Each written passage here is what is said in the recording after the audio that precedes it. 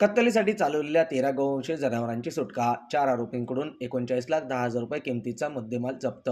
स्थानिक गुन्हे शाखा अहिल्यानगर यांची कारवाई.